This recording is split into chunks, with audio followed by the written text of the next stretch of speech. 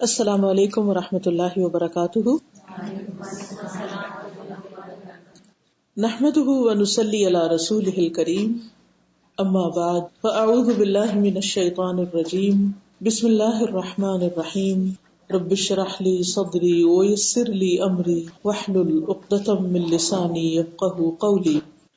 قرآن مجید میں اللہ سبحانہ وتعالی فرماتے ہیں لیس البر ان تولوا وجوہکم قبل المشرق والمغرب ولكن البر من آمن بالله واليوم الآخر والملائكة والكتاب والنبيين وآتى المال على حبه ذوي القربى واليتامى والمساكين وابن السبيل والسائلين وفي الرقاب وأقام الصلاة وآتى الزكاة والموفون بعهدهم إذا عاهدوا والصابرين في البأساء والضراء وحين البأس اولئک الذین صدقوا واولئک هم المتقون. سورۃ البقرہ آیت 177. نیکی یہ نہیں کہ تم اپنے چہرے مشرق اور مغرب کی طرف پھیر لو، لیکن دراصل نیکی اس کی ہے جو اللہ اور آخرت کے دن، فرشتوں، کتاب اور انبیاء پر ایمان لائے اور اس کی محبت کے باوجود اپنا مال دے رشتہ داروں، یتیموں، مسکینوں، مسافروں، مانگنے والوں کو اور گردنیں چھڑانے میں، اور نماز قائم کرے اور زکوٰۃ دے، اور جو اپنا عہد پورا کرنے والے ہیں جب عہد کرے، اور خصوصاً جو تنگ دستی اور تکلیف میں اور لڑائی کے وقت صبر کرنے والے. یہی لوگ ہیں جنہوں نے سچ کہا اور یہی بچنے والے متقی ہیں. یہ آیت قرآن مجید کی ان آیات میں سے ہے جو بہت ہی جامع آیات ہیں، جس میں ایک آیت کے اندر یوں سمجھے کہ پورا دین سمو دیا گیا ہے. اس میں ایمان کا ذکر بھی ہے، اس میں عبادات کا ذکر بھی ہے، اور اس میں اچھے اخلاق کا ذکر بھی ہے.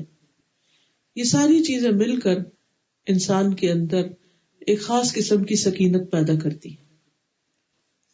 اللہ سبحانہ وتعالیٰ نے ہمیں پیدا کیا اور اس کو معلوم تھا کہ ہماری ضرورت کیا ہے، ہمیں کیا چاہیے، اور جو بھی چیز ہماری ضرورت کی تھی اس نے ہمیں عطا کی، جس میں ہماری جسمانی ضروریات ہیں، کھانا پینا، لباس، گھر، شادی، بچے. ہماری جذباتی ضروریات ہیں کہ ہمیں اپنے رشتوں سے، دوستوں سے محبت ملے. اس کے ساتھ ساتھ ہماری کچھ روحانی ضروریات بھی ہیں، ہمارے دل کی ضروریات بھی ہیں، اور وہ ضروریات پوری ہوتی ہیں وحی الہی کے ذریعے، اللہ سبحانہ وتعالیٰ کے کلام کے ذریعے، اللہ کی کتاب کے ذریعے، اللہ تعالیٰ کے احکامات کے ذریعے. جب انسان ان کو پڑھتا ہے، سنتا ہے، سمجھتا ہے اور اس کے مطابق اپنی زندگی بسر کرتا ہے. ہر انسان کے اندر اللہ سبحانہ وتعالیٰ نے نیکی کا شوق رکھ دیا ہے. فَأَلْهَمَهَا فُجُورَهَا وَتَقْوَاهَا.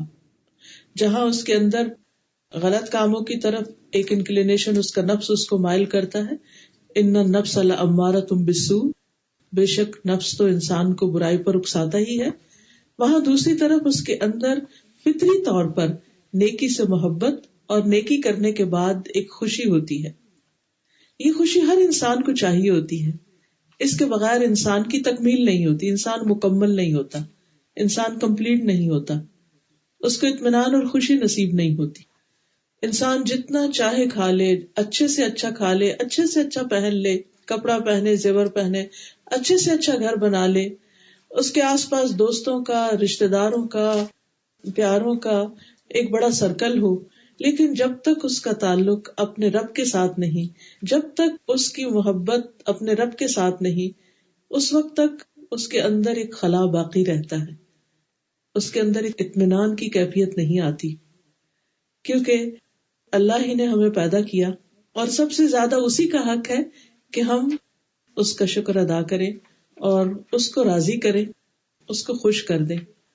تو جو انسان اپنے محسن، اپنے رب کا شکر گزار ہوتا ہے اور اس کی مرضی کے مطابق اس زندگی کو گزارتا ہے، وہ انسان اطمینان پاتا ہے، خواہ اس کے پاس کھانے کو کچھ بھی نہ ہو یا بہت کم ہو، خواہ اس کے پاس اچھا گھر بھی نہ ہو، خواہ اس کے پاس بہت قیمتی لباس بھی نہ ہو، لیکن اگر اس کے دل کے اندر ایک اطمینان اور تسکین ہے، اس کے اندر نفس مطمئنہ ہے، تو وہ انسان دنیا کا سب سے خوش قسمت ترین انسان، نہ صرف یہ کہ دنیا کا بلکہ آخرت کے اعتبار سے، ہمیشہ ہمیشہ کی زندگی کے اعتبار سے بھی وہ خوش قسمت ترین انسان ہے. تو ایسے میں ہم سب کو یہ جاننے کی ضرورت ہے کہ ہمارا رب ہم سے کیا چاہتا ہے. اگرچہ ہم سب مسلمان گھرانوں میں پیدا ہوئے ہیں اور بچپن سے ہی ہمیں اچھے برے کی تمیز بتائی گئی ہے، نیکی کے کاموں کے بارے میں بھی بتایا گیا، برائی کے بارے میں بھی بتایا گیا، لیکن انسان بھول جاتا ہے. انسان کو بعض اوقات ایک پش چاہیے ہوتی ہے، ایک یاد دہانی چاہیے ہوتی ہے. تو آج کی یہ مجلس ہم سب کے لیے ایک یاد دہانی ہے، اور اس اعتبار سے میں نے اس ایک آیت کا صرف سلیکشن کیا ہے کہ جو پورے دین کا ایک طرح سے خلاصہ ہے اور ہمیں ان تمام چیزوں کی یاد دہانی کرانے والی ہے جن کو ہماری زندگی میں لازماً ہونا چاہیے. اس آیت میں ہم دیکھتے ہیں کہ سب سے پہلے تو یہ بتا دیا گیا کہ نیکی یہ نہیں، اصل میں نیکی کا ایک کانسیپٹ دیا جا رہا ہے، اسی لیے اس کو آیت بر بھی کہتے ہیں، نیکی والی آیت، کہ جس میں یہ بتایا گیا کہ نیک کون ہوتے ہیں اور نیکی کیا نیکی ہے. تو نیکی یہ نہیں کہ انسان اپنا رخ مشرق کی طرف کر لے یا مغرب کی طرف کر لے یا کسی ایک خاص ڈائریکشن کو فالو کرنا شروع کر دے، بلکہ نیکی اس سے بڑی چیز ہے، اس سے آگے کی چیز ہے. یعنی یہ نیکی مطلوب نہیں کہ انسان کسی ایک خاص ڈائریکشن کی طرف بس رخ کیے ہوئے ہے، اس کا تقاضا ہم سے نہیں کیا گیا، بلکہ اس کے علاوہ کچھ کام ہیں جن کے بارے میں ہم سے مطالبہ کیا گیا ہے، یا جو نیکی کے کام جن کو ہمیں کرنے کی تلقین کی گئی ہے. اصل میں یہ آیت نازل اس وقت ہوئی تھی کہ جب مسلمانوں کو قبلہ تبدیل کرنے کا حکم دیا گیا. پہلے مسلمان جب مکہ میں تھے تو خانہ کعبہ کی طرف منہ کر کے نماز پڑھتے، جب مدینہ میں آئے تو انہیں یہ حکم دیا گیا کہ وہ بیت المقدس کی طرف منہ کر کے نماز پڑھے. تو یہ حکم جو تھا مسلمانوں پر کچھ گراں گزرا. پھر کچھ عرصے کے بعد پھر قبلہ تبدیل کرنے کا حکم دیا گیا تو یہود کو یہ حکم بہت گراں گزرا کہ یہ کیا بات ہے، کبھی ایک طرف رخ کرنے کا حکم ہے کبھی دوسری طرف. تو حقیقت یہ ہے کہ انسان کے اندر ایک ویکنس ہے کہ وہ چینج کو بہت جلدی ایکسپٹ نہیں کرتا، اس کو وقت لگتا ہے، چاہے وہ اچھائی کی طرف جانے کا ہو یا دوسری طرف جانے کا ہو. تو بہرحال اس چینج کو ایکسپٹ کرنا ان کے لیے مشکل تھا. کبھی ایک طرف ہم رخ کر کے نماز پڑھ رہے ہیں کبھی دوسری طرف. تو یہاں پر دین کی روح اور نیکی کی روح بتا دی گئی کہ وہ کسی ایک ڈائریکشن میں نہیں ہے کہ تم اس طرف رخ کر کے نماز پڑھو گے یا عبادت کرو گے تو وہ زیادہ ایکسیپٹیبل ہے اور دوسری طرف نہیں، بلکہ اصل یہ ہے کہ انسان اللہ کی اطاعت کرنے والا ہو. اللہ سبحانہ و تعالیٰ کا جدھر بھی مڑنے کا حکم ہے اسی طرح مڑ جائے. یہ ہے اصل نیکی. یعنی نیکی کی روح کیا ہے؟ نیکی کی روح یہ ہے کہ انسان وہ کام کرے جن سے اس کا رب راضی ہو جائے، جن سے اس کا رب خوش ہو جائے. وہ چاہے اس کی اپنے نفس کے خلاف ہو، چاہے وہ اس کے سوسائٹی اس کو پسند نہ کرتی ہو، چاہے وہ وقت کے فیشن کے خلاف ہو یا کسی بھی انسان کی چوائس یا پسند کے خلاف ہو. لیکن اگر وہ چیز اللہ سبحانہ تعالیٰ کو پسند ہے اور انسان اس کی رضا اور اس کی خوشی کے لیے کر لیتا ہے تو یہی دراصل اس کی نیکی ہے. تو نیکی کرنے کا جذبہ تو ہے، لیکن بعض اوقات انسان جب ایک خاص کام شروع کر دیتا نا تو اس میں وہ پھر اس کو مزہ آنے لگتا ہے، وہ ایک کمفرٹ زون میں آ جاتا ہے. وہ کہتا ہے میرے لیے بس یہی کافی ہے، اور اس سے آگے یا اس سے زیادہ وہ پھر اس کے نفس پہ گراں گزرتا ہے، اس کے لیے مشکل ہو جاتا ہے. تو اس لیے یہاں پر یہ بتا دیا گیا کہ اصل نیکی یہ ہے کہ انسان اپنے مال کو خرچ کرے، رشتہ داروں، یتیموں، مسکینوں، مسافروں، سوال کرنے والوں، غلامی کے پندے میں پھنسنے والوں کی مدد کرے، ان سے حسن سلوک کرے، پھر نماز قائم کرے، زکوٰۃ دے. اور یہاں دلچسپ بات یہ ہے کہ پہلے حقوق العباد کا ذکر ہے اور اس کے بعد حقوق اللہ کا ذکر ہے، اللہ کی عبادت کا، دی نماز اور زکوٰۃ وغیرہ کا. اور اس کے بعد پھر واپس بات حقوق العباد پہ پلٹ آتی ہے کہ لوگوں سے کیے ہوئے وعدے جو ہیں ان کو پورا کیا جائے، مشکل اوقات میں صبر کیا جائے، مالی پریشانی ہو یا جسمانی تکلیف ہو، کوئی بیماری ہو، اس میں صبر سے کام لیا جائے. تو ایسے ہی لوگ دراصل سچے لوگ ہیں، اور ایسے ہی لوگ دراصل تقوی والے لوگ ہیں جو اللہ سبحانہ وتعالیٰ کو پسند ہے. تو سب سے پہلے ہم احادیث کی روشنی میں دیکھیں گے کہ اسلام میں نیکی کس کو کہا گیا ہے. اس سلسلے میں مسند احمد بن حنبل کی ایک روایت ہے. وابصہ بن معبد کہتے ہیں کہ میں رسول اللہ صلی اللہ علیہ وسلم کے پاس آیا، آپ نے فرمایا تم نیکی کے بارے میں پوچھنے آئے ہو؟ میں نے کہا جی ہاں۔ آپ نے فرمایا اپنے دل سے پوچھو۔ نیکی وہ ہے جس سے تمہارا دل مطمئن ہو، جس سے تمہارا نفس مطمئن ہو، اور گناہ وہ ہے جو تمہارے دل میں کھٹکے اور تمہارا سینہ اس کے بارے میں متردد ہو جائے۔ چاہے لوگ تمہیں فتویٰ دیں اور بار بار فتویٰ دیں کہ نہیں تم کر لو، کچھ نہیں ہوتا، کوئی فرق نہیں پڑتا، لیکن اگر تمہارے اپنے اندر اس کام کو کرنے کے لیے اطمینان نہیں تو اس کو چھوڑ دو۔ یعنی بہت سی چیزیں ایسی ہوتی ہیں نا کہ جس کے بارے میں ہم کنفیوز ہوتے ہیں یا شک میں پڑے ہوئے ہوتے ہیں، کریں کہ نہ کریں، ایسا کر لیں یا ویسا کر لیں، تو اس میں انسان کبھی ایک طرف راغب ہوتا ہے کبھی دوسری طرف، اس کو اپنی نیت کا بھی کچھ سمجھ میں نہیں آ رہا ہوتا کہ میں کیوں کر رہا ہوں، یہ کیسے کر رہا ہوں۔ تو پھر انسان کو اپنے اندر جھانک کے پوچھنا چاہیے کہ انصاف والی بات کیا ہے۔ بہت دفعہ انسان کی زندگی میں ایسے ٹیسٹ آتے ہیں کہ جس میں انسان کے لیے ڈیسیژن مشکل ہوتے ہیں، تو ایسے میں انسان اپنے اندر جھانک کے پوچھے کہ کیا واقعی جو کچھ میں کر رہی ہوں یہ اللہ ہی کی خاطر ہے، اور اگر اس پر مجھے کوئی تعریف نہیں ملتی، کوئی اجر نہیں ملتا، کوئی دیکھنے والا نہیں، تو بھی کیا مجھے اس کو کرنا چاہیے؟ تو آپ کے اندر کا ضمیر آپ کو بتائے گا کہ ہاں اصل نیکی تو یہی ہے، خواہ وہ دنیا کی نظر میں نیکی نہ بھی ہو یا لوگ اس کو پسند نہ بھی کرتے ہوں۔ اسی طرح نواس بن سمان سے مروی ہے کہ نبی صلی اللہ علیہ وسلم نے فرمایا نیکی اچھے اخلاق کا نام ہے، یعنی اگر تم نیک بننا چاہتے ہو تو پھر اپنے اخلاق کو درست کر لو۔ پھر اسی طرح بڑے بڑے کاموں کے علاوہ چھوٹے چھوٹے جو جیسچرز ہیں، چھوٹے چھوٹے کسی کی مدد ہے، وہ کرنا بھی دراصل نیکی کا کام۔ بعض اوقات ہم سمجھتے ہیں کہ شاید حج کرنا نیکی کا کام ہے، یا پھر کسی کی بہت بڑی اماؤنٹ کے ساتھ مدد کر دینا۔ تو آپ نے فرمایا کسی بھی نیکی کو حقیر نہ سمجھو، اگرچہ کسی کو ایک رسی ہی دو، یہ چھوٹی سی چیز، یا جوتے کا تسمہ ہی کیوں نہ دو، یہ بھی نیکی ہے۔ یعنی بڑے بڑے کام بھی نیکی اور چھوٹی چھوٹی چیزیں بھی نیکی میں شمار ہوتی ہیں۔ اسی طرح راستے سے تکلیف دہ چیز ہٹا دینا، آپ کسی کو کچھ نہیں دے رہے، کچھ نہیں کر رہے، لیکن آپ گزر رہے ہیں اور دیکھتے کہ یہ چیز کوئی اس سے گر نہ جائے، کوئی پھسل نہ جائے، آپ اس کو ہٹا دیتے ہیں، مثلا برف ہی ہٹا دیتے ہیں یا کوئی اور چیز ہوتا ہے نا۔ بعض اوقات یہ کہ کسی ایک شخص کے اوپر کام آ جاتا ہے تو آپ سوچتے ہیں روز مجھے ہی کیوں یہ کام کرنا ہے، کوئی اور کیوں نہیں کرتا؟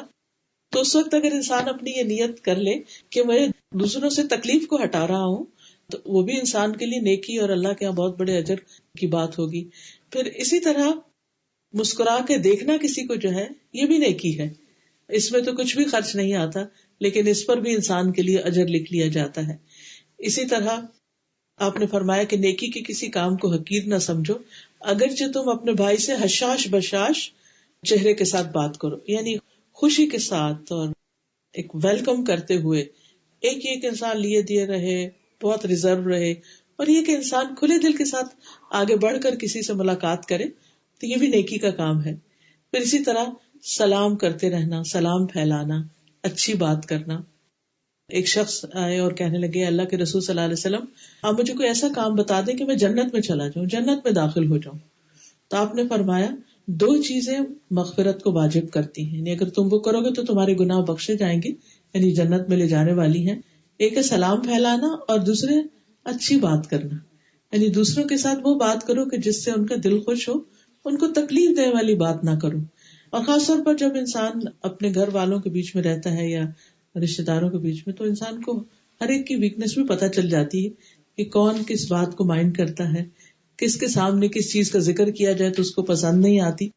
تو ایسی چیزوں کو بھی اوائڈ کرنا چاہیے۔ جب ہمیں پتا ہے کہ ہم کسی سے کسی خاص چیز کے بارے میں پوچھیں گے، مثلا اگر کسی کے بچے نہیں تو بار بار اس سے یہی سوال کرنا تمہارے بچے کیوں نہیں، یا کیا ہوا تمہیں۔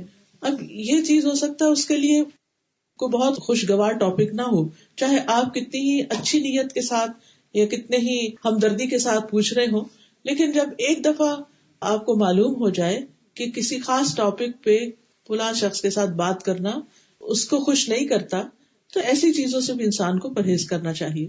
اور تھوڑی دیر کے لیے انسان اگر اپنی زبان روک لے تو کچھ مشکل نہیں ہوتی۔ اسی طرح اللہ تعالیٰ کی تسبیح کرنا، حمد کرنا، سبحان اللہ، الحمدللہ، اللہ اکبر، یہ چیزیں تو یہ بھی نیکی میں شمار ہوتا ہے، کیونکہ انسان کے صبح ہر جوڑ پر صدقہ واجب ہو جاتا ہے۔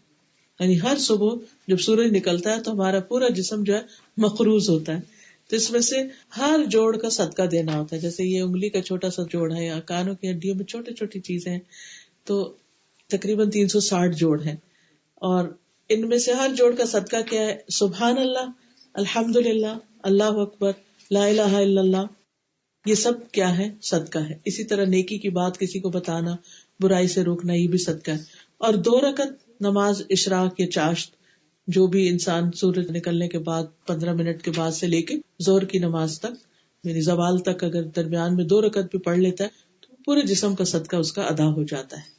اور جب انسان اپنے جسم کا صدقہ دیتا رہتا ہے اچھے کاموں کے ساتھ، ضروری ہے کہ صرف مال سے دے. ہمارا ایک کانسیپٹ ہے کہ خاص قسم کا بکرا ذبح کر کے یہ کچھ، تو وہ بھی اچھی بات ہے، لیکن اگر وہ میسر نہیں اور یہ دوسرے آسان کام ہمارا دین ہمیں بتاتا ہے تو یہ بھی نیکی شمار ہوتا ہے اور صدقہ ادا ہو جاتا ہے. اسی طرح آپ نے فرمایا کہ تمہارا اپنے بھائی کے ڈول میں پانی ڈال دینا. جیسے کنویں سے پانی لوگ نکالتے تھے، تو اب نکالا ہے آپ نے اپنے لیے، اور اتنے میں کوئی بچہ آ جاتا ہے، کوئی خاتون آ جاتی ہے اور ان کے لیے پانی کھینچنا مشکل ہے، تو آپ نکال کے ان کے اس میں ڈال دیتے ہیں، تو یہ بھی آپ کے لیے صدقہ لکھا جاتا ہے. اسی طرح اگر گھر میں آپ کسی کو جگ سے پانی ڈال کے دے دیتے ہیں یا ویسے پانی پلا دیتے ہیں تو بھی بہترین صدقہ ہے. تاکہ ایک گھونٹ پانی بھی کسی کو پلانا جو ہے وہ بھی صدقہ شمار ہوتا ہے. یعنی اگر زیادہ نہیں بھی تو بات ہم کہتے ہیں تو تھوڑا سا ہے، اس سے کیا فائدہ، چلو شرم کے مارے نہیں دیتے، لیکن وہ بھی کسی کو دے دینا نیکی شمار ہوتا ہے. اسی طرح کسی کو سواری پہ سوار کرا دینا، کسی کا سامان اٹھا لینا، خاص طور پر اگر کوئی بیمار ہو یا کوئی بوڑھا ہو، تو یہ ساری چیزیں صرف اس سے تعریف یا شکریہ لینے کے لیے نہیں، بلکہ اللہ سبحانہ وتعالیٰ کی رضا کے لیے یہ ساری چیزیں نیکی میں شمار ہوتی ہیں. اسی طرح کسی کو راستہ بتا دینا، راستہ دکھا دینا. پھر اسی طرح کسی ایسے شخص کو جو خوف اور تنہائی محسوس کرے، اس کو انس دینا، اس کا حال چال پوچھ لینا. خصوصاً جب ہمارے والدین بوڑھے ہو جاتے ہیں، اگر بیک ہوم ہیں تو کوئی ان کے پاس نہیں ہے یا صرف سروینٹس کے ساتھ رہ رہے ہیں، تو پھر ایسے میں اگر آپ انہیں کال کر لیتے ہیں یا ان کا حال چال پوچھ لیتے ہیں، یا ان کے جو کوئی پرابلمز ہیں ان سے کہتے ہیں کہ آپ مجھ سے شیئر کر لیں، اس کا کوئی سولوشن آپ دے دیتے ہیں، کوئی اچھا مشورہ دے دیتے ہیں، تو ایسے خوف اور فکر اور ہم اور غم کسی کا بانٹنا جو ہے یہ بھی نیکی میں شمار ہوتا ہے.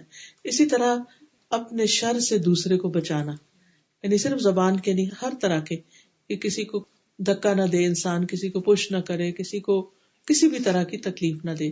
تو ان احادیث سے یہ پتہ چلتا ہے کہ ہمارے دین میں نیکی جو ہے اس کا کانسیپٹ جو ہے وہ بہت وسیع ہے. عام روز مرہ کے چھوٹے چھوٹے کام، لوگوں کے ساتھ جو برتاؤ ہم کرتے ہیں، لین دین جو کرتے ہیں، اس میں دوسروں کو سہولت دینا، آسانی دینا، ان کی مدد کر دینا، ان کو خوش کر دینا، یہ ساری چیزیں نیکی میں شمار ہوتی ہیں. تو نیکی صرف یہ نہیں کہ تم اس بات پہ پریشان ہو رہے ہو کہ قبلہ مشرق ایک طرف سے دوسری طرف کیوں، بیت المقدس سے خانہ کعبہ یا خانہ کعبہ سے بیت المقدس میں تبدیلی کیوں ہو گئی. یہ بھی دراصل مسلمانوں کی ایک تربیت تھی کہ اس موقع پر بھلا دیکھتے ہیں کہ ری ایکشن کیا ہوتا ہے. تو ایسی تربیت جب انسان کی ہو جاتی ہے تو باقی چیزوں میں بھی اس کے لیے آسانی ہو جاتی.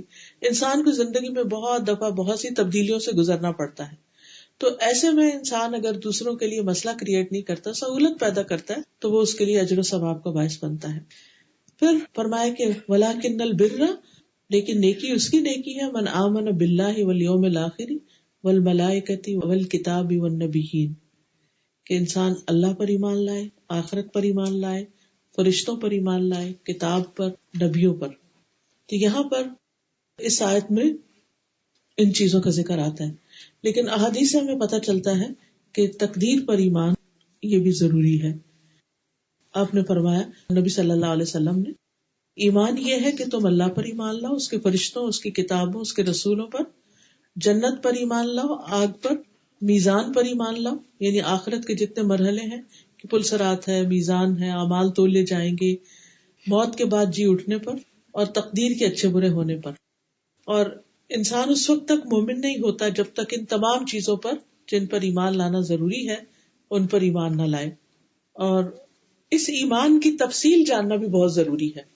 مثلاً اللہ سبحانہ تعالیٰ پر ایمان لانے کا مطلب کیا ہے؟ ویسے تو ہم کہتے ہیں آمنت باللہ، ہم سبھی مانتے ہیں اللہ کو، تو اس میں اس کے وجود پر، اس کی ذات پر کہ وہ ایگزسٹ کرتا ہے، پھر اس کے بعد اس کی صفات پر، اس کے نام، اور پھر اسے ہر طرح کے عیب سے پاک قرار دینا، اس کے اندر اچھی اچھی صفات بتانا، اور اس کو ہر عیب سے، جیسے ہم کہتے ہیں نا سبحان اللہ، تو سبحان اللہ کا مطلب ہی یہی ہے کہ اللہ تعالیٰ ہر نقص اور ہر کمی اور ہر عیب سے پاک ہے۔ پھر اس کے بعد کتابوں پر تو جتنی بھی کتابیں نازل ہوئی، فرشتے تو جتنے بھی فرشتے ہیں ان سب پر، اور پھر رسولوں پر بھی، آدم علیہ السلام سے لے کر محمد صلی اللہ علیہ وسلم تک جتنے بھی رسول آئے، اور وہاں آ کر سلسلہ ختم ہو گیا، اس کے بعد کسی اور کو رسول ماننے کی ضرورت نہیں۔ پھر آخرت پر جب ہم ایمان لاتے ہیں تو آخرت میں مرنے کے بعد سے لے کے قبر اور قبر کے اندر جزا اور سزا کا کانسیپٹ، اور پھر آخرت کے جتنے بھی مرحلے ہیں، ان سب مرحلوں کی تفصیل ہمیں پتہ ہونی چاہیے کہ انسان کہاں کہاں سے ہو کر گزرے گا، تو اس پر ایمان جو ہے وہ آخرت پر ایمان کا حصہ ہے۔ بہرحال پھر اس کے بعد وَآتَى الْمَالَ عَلَى حُبِّهِ، اور اس کی محبت میں، یعنی اللہ کی محبت میں مال خرچ کرے، اور دوسرا معنی بھی کیا جاتا ہے کہ مال کی محبت کے باوجود مال خرچ کرے۔ کس پر؟ اس کی تفصیل آگے بتا دی گئی۔ قرآن مجید کے شروع میں ہی اللہ سبحانہ وتعالی متقی لوگوں کی جو صفت بیان کرتے ہیں وہ یہ ہے کہ وہ مما رزقناہم ينفقون، جو رزق ہم نے انہیں دیا ہے اس میں سے وہ خرچ کرتے ہیں۔ اب یہ جو خرچ کرنے والی بات ہے، یہ نہیں کہ صرف غریب اور فقیر اور ان لوگوں پر خرچ کرتے ہیں، بلکہ اپنی ذات پر بھی خرچ کرنا، اپنے والدین پہ خرچ کرنا، اپنی اولاد پہ خرچ کرنا، شوہر کا اپنی بیوی پہ خرچ کرنا، اپنی ضروریات پوری کرنے کے لیے خرچ کرنا، یہ سارے کا سارا انسان کے لیے اجر و ثواب کا باعث ہوتا ہے اگر انسان حلال طریقے سے کماتا ہے اور حلال طریقے سے خرچ کرتا اور اسراف نہیں کرتا اور بخل نہیں کرتا۔ دو چیزوں سے بس منع کیا گیا ہے، ایک تو ضرورت سے زیادہ اسپینڈ کرنا جس کی ضرورت نہ ہو، ایکسٹرا فضول بیکار چیزیں خریدتے رہنا صرف شاپنگ کے شوق میں، اور اس سے بھی منع کیا گیا کہ انسان اپنی ضرورت بھی پوری نہ کرے، کہ جو اس کو چاہیے اس میں بھی خرچ نہ کرے اور صرف پیسے بچا بچا کے ہی رکھتا رہے۔ تو ان دونوں انتہاؤں کے بیچ میں درمیان میں خرچ کرتے ہیں، اپنے اوپر بھی دوسروں کے اوپر بھی۔ انسان خود پر، اپنے بچوں پر تو خوشی سے خرچ کر لیتا ہے، لیکن دوسروں پر جب خرچ کرنے کی باری آتی ہے تو اس میں بعض اوقات انسان کو اپنی ضروریات پھر یاد آ جاتی ہیں، اپنے حال کی نہیں اپنے فیوچر کی بھی یاد آتی، اور اس وجہ سے انسان پھر دوسروں کو نہیں دیتا جو ہم سے زیادہ ضرورت مند ہوتے ہیں۔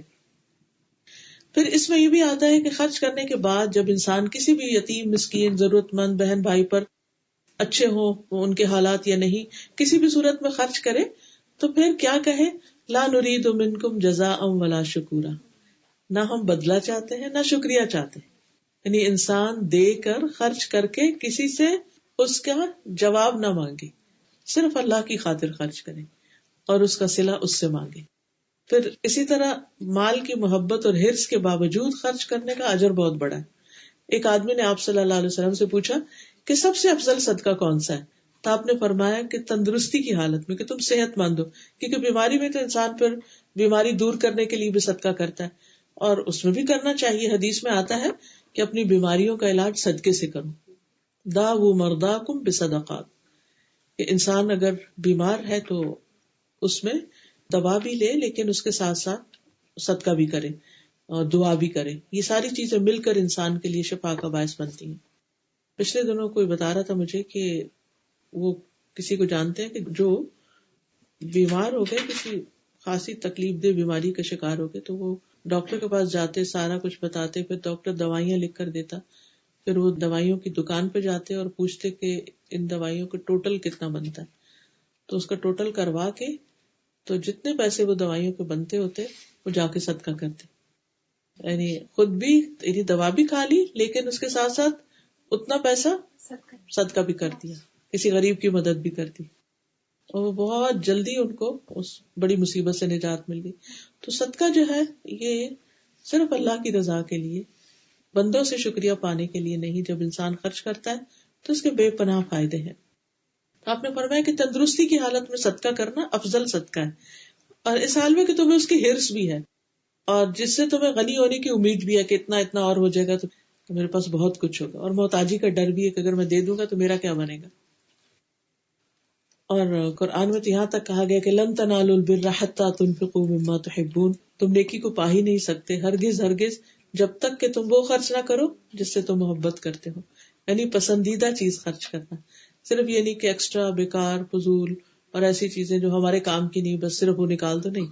بعض اوقات کوئی ایسی چیز جس کو استعمال کرنے کو آپ کا اپنا دل بھی چاہ رہا ہو تو آپ اس کو صرف اللہ کو خوش کرنے کے لیے کسی اور کو دے دیں، اور ریٹرن کی کوئی لالچ یا کوئی بھی غرض اور حرص نہ ہو اس میں. تو یہ بہترین صدقہ ہوتا ہے. کبھی کبھی دل چاہتا ہے کہ اللہ کوئی ایسا کام کرے کہ تو راضی ہو جائے ہم سے، تو ان کاموں میں سے ایک یہ ہے کہ انسان پھر اپنی پسندیدہ چیز میں سے کچھ اللہ کے راستے میں دے. اس میں بھی مما کہا گیا ہے، ساری کی ساری دینے کا بھی حکم نہیں ہے، کچھ بھی اگر اس میں سے دے دو گے تو بھی وہ قبول ہو جائے گا انشاءاللہ. پھر اسی طرح یہ ہے کہ ہر روز کچھ نہ کچھ صدقہ ضرور کرنا چاہیے کسی نہ کسی شکل میں. یا تو انسان ڈیلی بیس پر کسی کا کچھ باندھ دے، کسی کا کوئی وظیفہ لگا دے، مثلا ہر روز کے کسی کے دودھ کے پیسے، یا کسی کے جیسے کئی رشتے دار غریب ہوتے ہیں ان کے پاس نہیں ہوتا اور ہمیں پتہ بھی ہوتا ہے، کبھی کسی کے بچوں کی فیس ہو سکتی ہے کسی نہ کسی شکل میں. اور بعض اوقات ایسا ہوتا ہے کہ آپ کے آس پاس کوئی غریب مسکین نہیں ہوتا، تو اگر پانی کا ایک گھونٹ بھی آپ کسی کو پلاتے ہیں نا تو وہ بھی آپ کے حق میں صدقہ لکھا جاتا ہے. تو اس نیت کے ساتھ کہ اللہ تیری رضا کے لیے میں دوسروں کی مدد اور خدمت کر رہی ہوں. حدیث میں آتا ہے کہ ہر روز صبح 2 فرشتے اترتے ہیں، ان میں سے ایک کہتا ہے اے اللہ خرچ کرنے والے کو اس کا بدلہ دے، اس کو اور بھی دے، اور دوسرا فرشتہ کہتا ہے کہ اللہ روک کے رکھنے والے کے مال کو ضائع کر دے، ایسی جگہ لگے کہ کوئی فائدہ اس کو نہ ہو. اب خرچ کہاں کہاں کرے، کس کس کو دے؟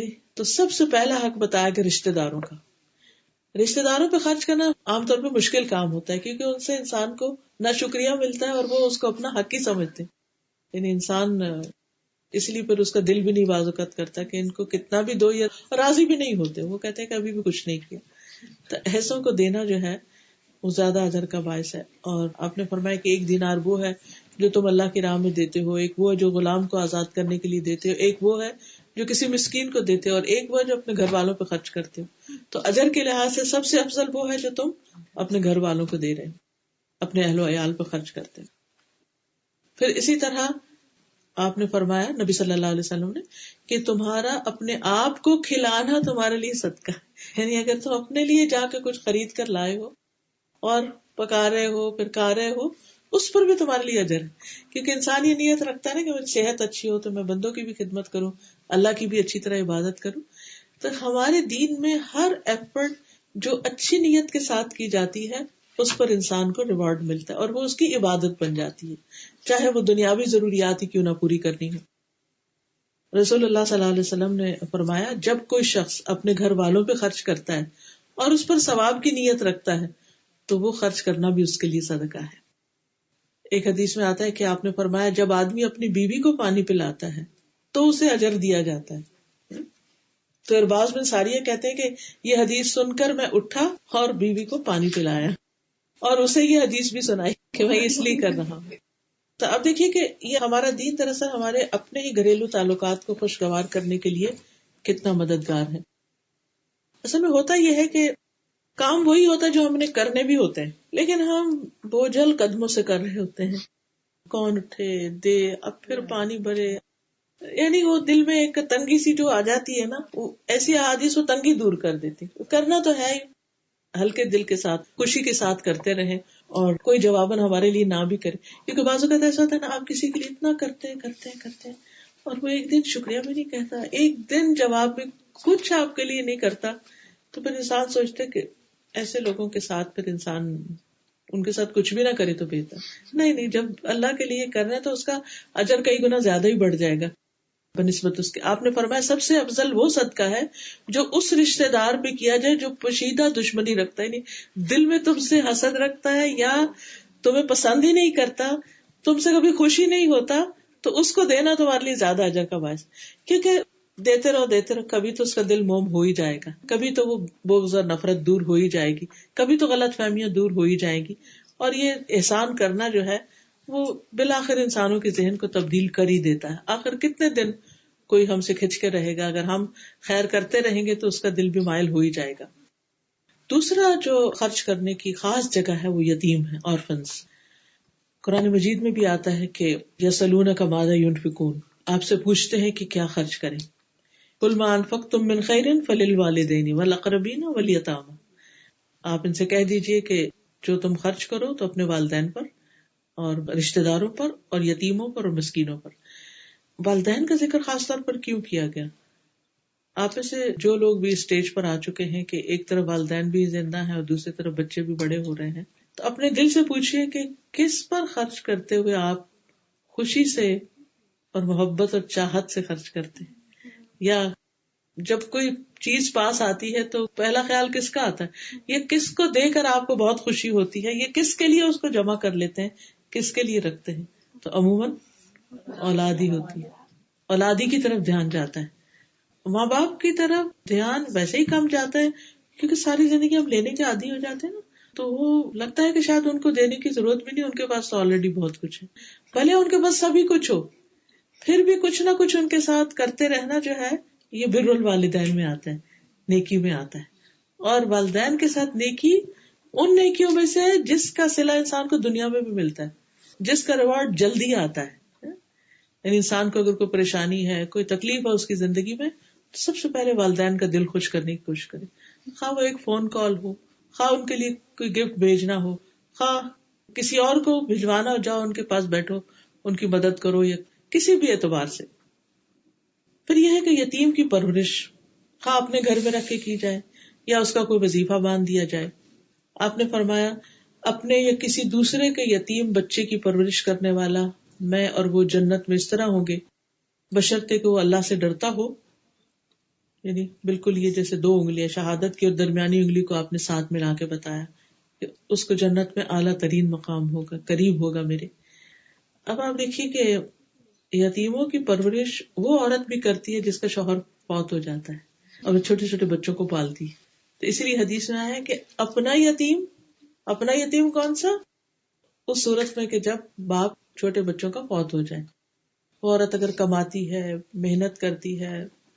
اسی طرح بعض اوقات ہسبینڈ جو ہے وہ چھوڑ کے چلے جاتے ہیں، سنگل پیرنٹ کے طور پر انسان اپنے بچوں کو لک آفٹر کر رہا ہوتا ہے یا کسی بھی وجہ سے کسی مشکل میں ہے. تو ایسے میں بہترین صدقہ جو ہے یا بہترین خرچ کرنا جو ہے یہ ایسی جگہ ہے. رسول اللہ صلی اللہ علیہ وسلم نے فرمایا جس نے اپنے یا دوسرے کے یتیم بچے کو اپنے ساتھ ملا لیا یہاں تک کہ اللہ نے ان کو اس کی وجہ سے غنی کر دیا، یعنی بڑا کر دیا، تو اس کے لیے جنت واجب ہو جاتی ہے. یعنی چھوٹے سے لے کر بڑے پڑھایا لکھایا، شادی کر دی اور وہ انڈیپینڈنٹ ہے، تو ایسی صورت میں یہ لازم جنت میں لے جانے والے کاموں میں سے. پھر اسی طرح یتیم کے سر پہ ہاتھ پھیرنا، دعا دینا. یعنی بعض اوقات آپ مال خرچ نہیں کر سکتے یا آپ کے پاس اتنا نہیں ہوتا، تو بھی ان سے محبت کا سلوک کرنا، ان کی کیئر کرنا، یہ بہت فائدہ مند ہے. پھر نیکی کیا ہے؟ مساکین کے ساتھ اچھا سلوک کرنا. مسکین کون ہوتا ہے؟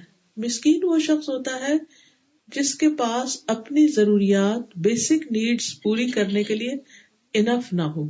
جیسے کھانا تو 2 وقت کے کھانے کے محتاج ہیں، کپڑا نہیں ہے یا گھر نہیں ہے، ٹھکانا نہیں ہے، کوئی ضروری نہیں کہ آپ ان کو کوئی مینشن بنوا کر دیں، لیکن چلے ان کا منتھلی رینٹ ہی پے کرنے کا کچھ کر دیں، کچھ رشتے دار مل جل کے کر دیں. بعض اوقات باقی بہن بھائیوں کے پاس ہوتا ہے، کسی ایک بہن بھائی کے پاس نہیں ہوتا، تو ان کی مدد کرنا. اسی طرح اگر بچوں کی ایجوکیشن کے لیے ان کے پاس نہیں ہے تو ان کی فیس وغیرہ کا بندوبست کرنا.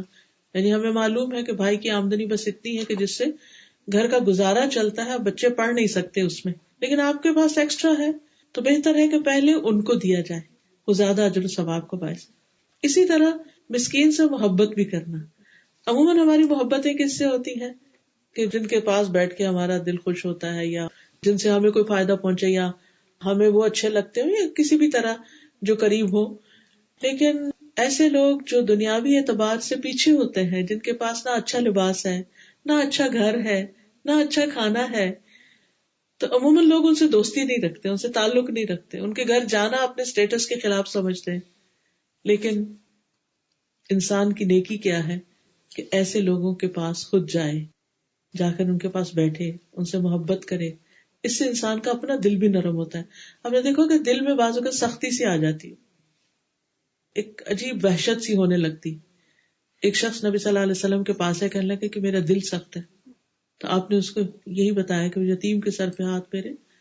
تو یہ یتیم اور مسکین لوگوں کے پاس جانا، ان کے لیے کوئی کام کاج کر دینا، نبی صلی اللہ علیہ وسلم نے فرمایا بیوہ اور مسکین کے لیے دوڑ دھوپ کرنے والا. دوڑ دھوپ کا مطلب کیا ہے؟ کبھی انہیں ڈاکٹر کے پاس لے جاؤ، کبھی ان کو شاپنگ کرانے کے لیے لے جاؤ، کبھی ان کے کوئی کسی دفتر کا کام آ گیا ہے وہاں لے جاؤ. اب وہ ایسی خواتین ہیں یا ایسے لوگ ہیں جو دوسروں پر ڈیپینڈنٹ ہیں.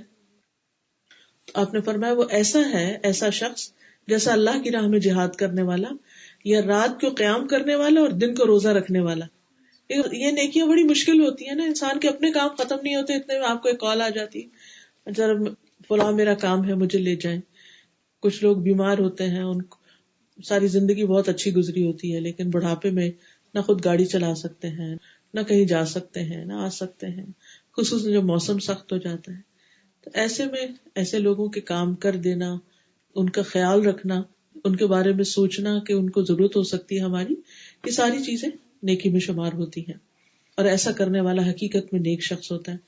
نبی صلی اللہ علیہ وسلم نے فرمایا مسکینوں سے محبت کرو. ابو سعید کہتے تھے مساکین سے محبت کرو، کیونکہ میں نے رسول اللہ صلی اللہ علیہ وسلم کو فرماتے ہوئے سنا، آپ اپنی دعا میں کہتے تھے اے اللہ مجھے مسکین کی زندگی، مسکین کی موت اور میرا حشر مسکینوں کی جماعت کے ساتھ ہو، کیونکہ قیامت کے دن مساکین جو ہے جنت میں دوسرے لوگوں کے مقابلے میں 500 سال پہلے پہنچ جائیں گے. صحابہ جو تھے وہ مساکین کا بہت خیال رکھتے تھے اور ان کو اپلفٹ کرتے رہتے تھے، ساتھ ملاتے تھے. جعفر بن ابی طالب نبی صلی اللہ علیہ وسلم کے کزن ہیں، حضرت علی کے بھائی ہیں، تو خاص طور پر ان کے بارے میں آتا ہے کہ وہ مساکین کا بہت خیال رکھتے. جن لوگوں کے پاس کوئی اپنی ضرورت کی چیزیں نہیں ہوتی تھی انہیں کھانے پینے کو تو اپنے گھر لے جاتے، کچھ نہ کچھ کھلاتے. اور کبھی ایسا بھی ہوتا تھا کہ کچھ بھی ان کے گھر میں نہیں ہوتا تھا تو وہ گھی یا شہد رکھنے کا جو برتن ہوتا تھا وہی لے آتے تھے کہ چلو اس کو ہی چاٹ لو. تو صحابہ کہتے ہیں کہ ہم اس میں جو کچھ ہوتا تھا اس کو چاٹ لیتے تھے، یعنی اس میں بھی شرم محسوس نہیں کرتے تھے کہ اچھا اب بلا لیا اور کچھ ہے نہیں، جو بھی ہے بیئر منیمم وہی پیش کر دو. اسی طرح نبی صلی اللہ علیہ وسلم کو ایک دفعہ ایک گوہ، ایک جانور ہوتا ہے، وہ پیش کی جیسے لیزرڈ کی طرح ہوتا ہے، تو آپ کو پسند نہیں تھا تو آپ نے اس کو نہیں کھایا. تو حضرت عائشہ کہتی ہے کہ آپ مساکین کو کھلا دیں، تو آپ نے فرمایا جو چیز خود نہیں کھاتے ان کو بھی نہ کھلاؤ. یعنی مساکین کو صرف بچا کھچا نہیں بلکہ اچھی چیزیں بھی دو. پھر وابن السبیل، مسافر کا حق ہے. اب مسافر کون ہے؟ مسافر ایک تو وہ شخص ہے کہ جو کہیں بھی ٹریول کر رہا ہے، امیر ہے یا غریب ہے، لیکن راستے میں اچانک بیمار ہو گیا ہے یا اس کا سب کچھ لٹ گیا، کھو گیا ہے، یا راستہ کھو گیا، بھول گیا. کیونکہ ضروری ہے کہ ہر شخص ہائی ویز پہ ہی سفر کرنے والا ہو. بعض اوقات آؤٹ اسکرٹس میں بھی نکل جاتے ہیں، ایسے علاقے بھی ہوتے ہیں جہاں گاڑیاں نہیں جاتی ہیں، گھوڑے خچروں پر بھی آج تک وہاں پر لوگ ٹریول کرتے ہیں پہاڑی علاقوں میں. تو ایسی صورت میں اس کی مدد خواہ پانی کے گلاس سے ہی کیوں نہ ہو، یعنی ضروری نہیں کہ وہ کو بہت کچھ ہم اس کے لیے کریں، جتنی ہماری توفیق ہو اس کی مدد اور خدمت کرنا جو ہے. آپ صلی اللہ علیہ وسلم نے اس کے بارے میں بتایا کہ مرنے کے بعد جن نیکیوں کا ثواب ملتا ہے یعنی صدقہ جاریہ کے، اس میں سے مسافر خانہ بنانا بھی ہے.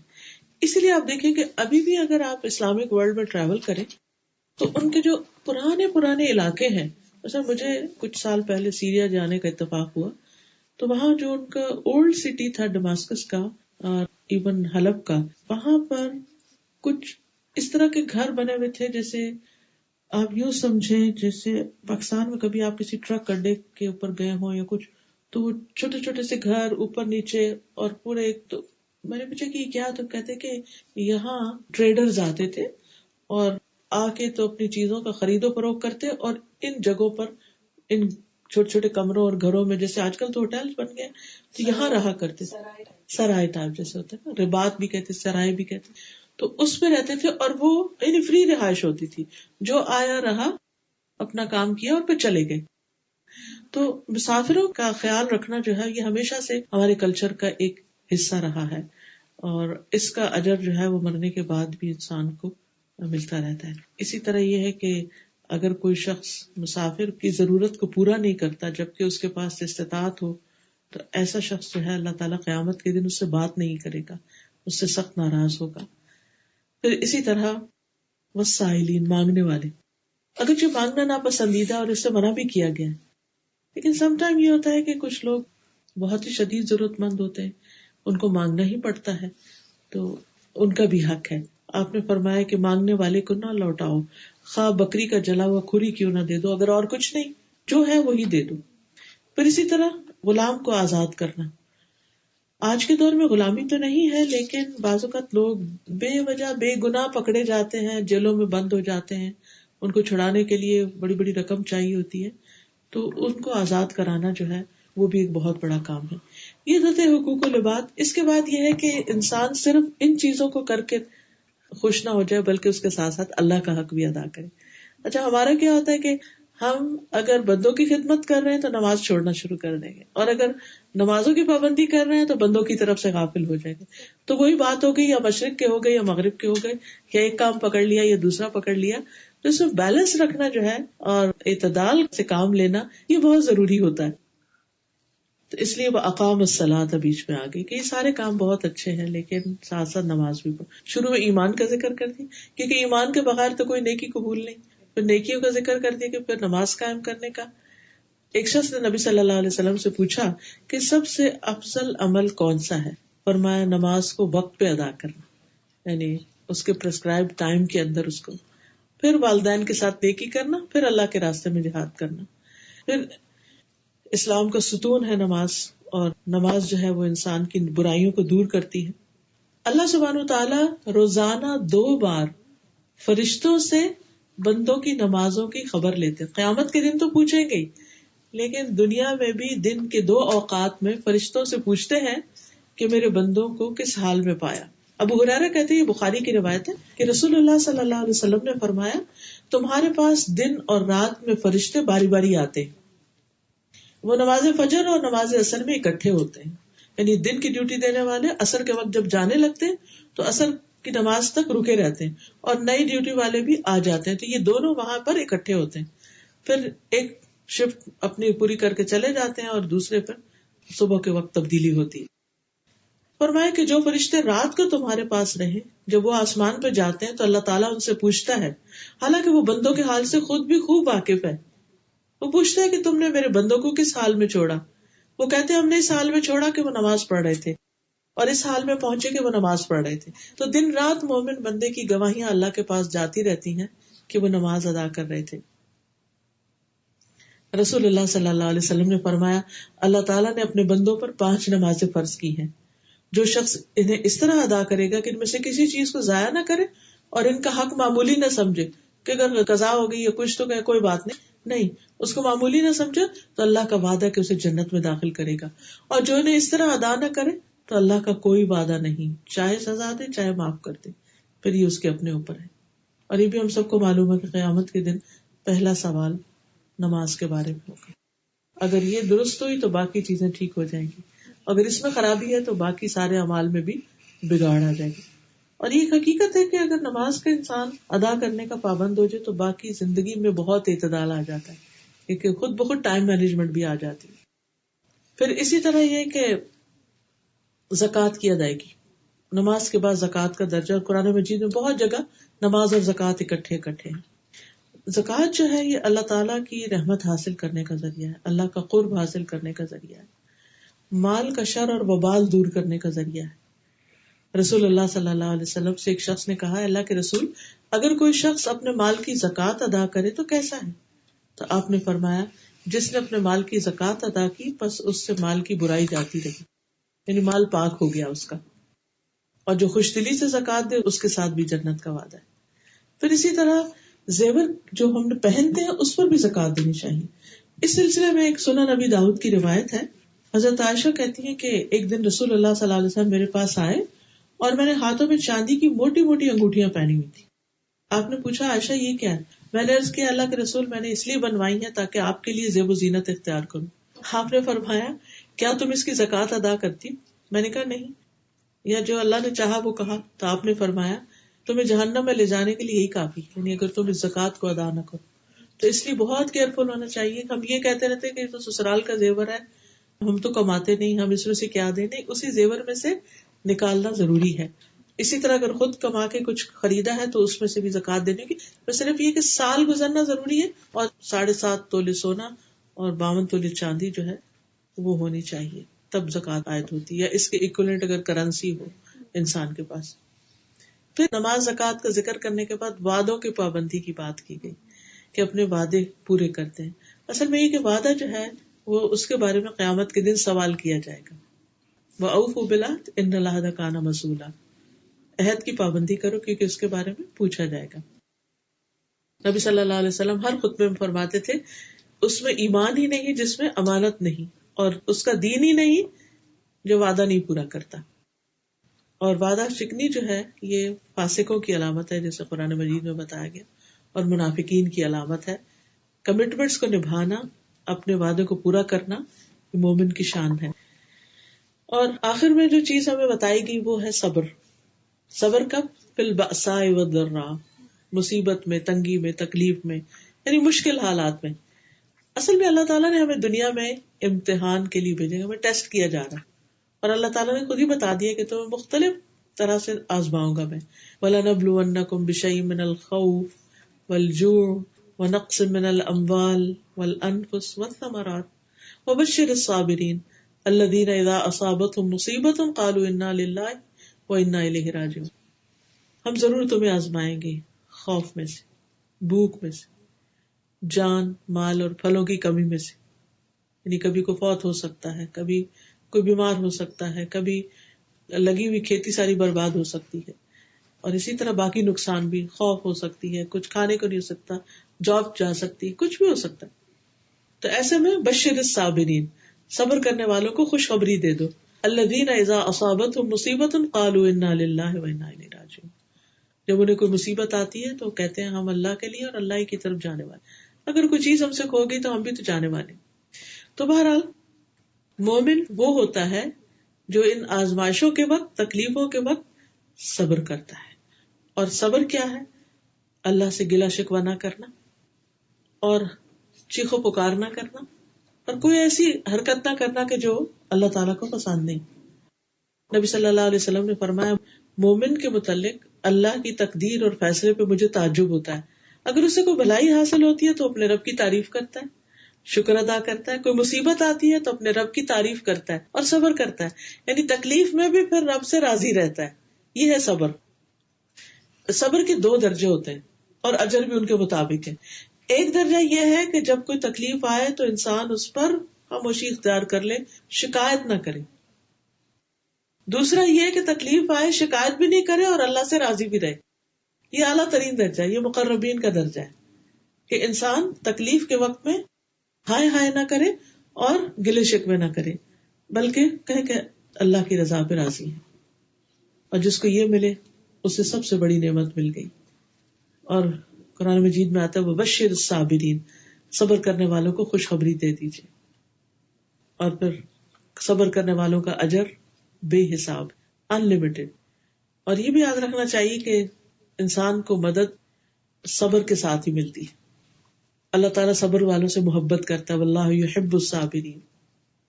اجر جو ہے جنت ہے. سلام علیکم بما صبرتم فنعم عقبی الدار. اب یہاں 2 جگہوں پر خاص طور پر اس آیت میں بتایا گیا، بأسا اور ضراء. اور اس میں مالی پریشانیاں بھی آتی اور جسمانی بیماری اور تکلیف بھی آتی. یعنی چاہے مال سے پریشانی ہو، باہر سے پریشانی ہو، یا اندر کی پریشانی. ایسا کرنے والے اولئک الذین صدقوا، یہ سچے لوگ ہیں، یعنی اپنے ایمان میں سچے ہیں، جنہوں نے کہا کہ اللہ ہمارا رب ہے، ہم اللہ پر ایمان رکھتے ہیں، ہم مسلمان ہیں. یہ اپنے اسلام میں سچے ہیں، اپنے دین میں سچے ہیں. وَأُولَئِكَ هُمُ الْمُتَّقُونَ، اور یہی متقی لوگ ہیں. وہ متقی وہی ہوتا ہے نا جو نیکی کرتا ہے اور گناہ سے بچتا ہے اور پھر نتیجتاً عذاب سے بچ جاتا ہے. تو تقوی جو ہے اس کا تقوی ہے جو یہ سارے کام کرتا ہے. خلاصہ یہ ہے آخر میں یہ جو ساری بات ہمیں بتائی گی اول سے آخر تک، وہ یہ ہے کہ انسان اپنی زندگی میں اعتدال کے ساتھ اچھے طریقے سے اللہ کی عبادت بھی کرے اور بندوں کے حقوق بھی ادا کرے اور اچھے اخلاق کو اپنائے اور نیکیوں میں دوڑتا چلا جائے. کیونکہ جو کچھ ہم یہاں کریں گے کل قیامت کے دن وہی ہمارے سامنے آئے گا، وہی ہمیں ملے گا. آپ یوں سمجھے کہ اس وقت ہم محنت کر کے کام کر کے اپنے لیے آخرت کے بینک میں بہت کچھ ڈپازٹ کرا رہے ہیں. جتنا کچھ بھی ڈپازٹ کرا وہی کل آپ کو واپس ریٹرن ملے گا. ہمیں سے ہر ایک کو دیکھنا چاہیے کہ وہ کل کے لیے کیا کر رہا ہے اور کیا جمع کروا رہا ہے، کیونکہ جو اس وقت ہمارے پاس دنیا میں ہے وہ سب تو جانے ہی والا ہے، اور باقی وہ ہے جو اللہ کے پاس ہے آخرت میں. تو اللہ تعالیٰ سے دعا ہے کہ اللہ تعالیٰ ہمیں یہ صفات عطا کرے اور ہم سے راضی ہو جائے. کچھ مختصر سی دعا کر لیتے ہیں. یہ دعائیں بھی وہ ہیں جن میں نیکی کا سوال کیا گیا ہے کہ اللہ نیکی کی توفیق عطا فرمائے. سبحان اللہ والحمد للہ ولا الہ الا اللہ واللہ اکبر ولا حول ولا قوۃ الا باللہ العلی العظیم. اللہم صلی علی محمد وعلی آل محمد کما صلیت علی ابراہیم وعلی آل ابراہیم انک حمید مجید. اللہم بارک علی محمد وعلی آل محمد کما بارکت علی ابراہیم وعلی آل ابراہیم انک حمید مجید. ربنا آتنا فی الدنیا حسنۃ وفی الآخرۃ حسنۃ وقنا عذاب النار. ربنا اننا سمعنا منادیا ینادی للایمان ان آمنوا بربکم فآمنا. ربنا فاغفر لنا ذنوبنا وکفر عنا سیئاتنا وتوفنا مع الابرار. اللهم انی اسألک فعل الخیرات وترک المنکرات وحب المساکین وان تغفر لی وترحمنی واذا اردت فتنة فی قوم فتوفنی غیر مفتون. واسألک حبک وحب من یحبک وحب عمل یقربنا الی حبک. یا حی یا قیوم برحمتک استغیث لا الہ الا انت سبحانک انی کنت من الظالمین. اللہم انی اسألک من الخیر کلہ عاجلہ وآجلہ ما علمت منہ وما لم اعلم واعوذ بک من الشر کلہ عاجلہ وآجلہ ما علمت منہ وما لم اعلم.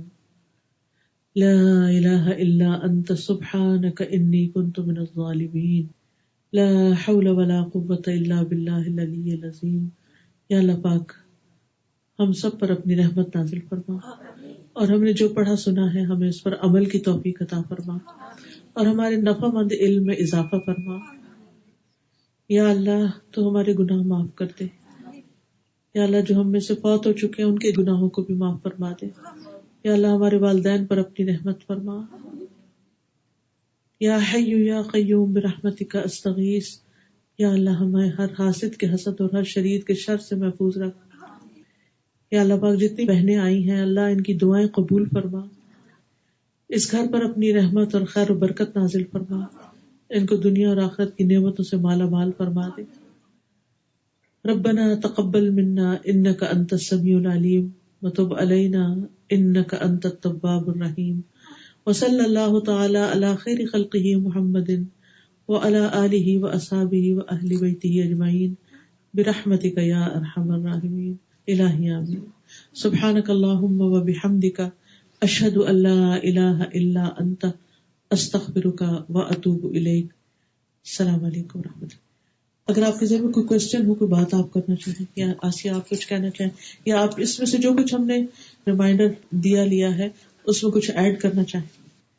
میں سوچ رہی تھی کہ اسپیشلی اس سوسائٹی میں، اس کمیونٹی میں سوشل ورک کا اتنا زیادہ کانسیپٹ ہے یہاں پہ یوتھ میں، اینڈ بہت زیادہ لوگ سوشل ورک کر رہے ہیں، ہاسپٹل وزٹ کر رہے ہیں، پریزنٹ وزٹ کر رہے ہیں، لیکن واٹس مسنگ آؤٹ از دا عبادات.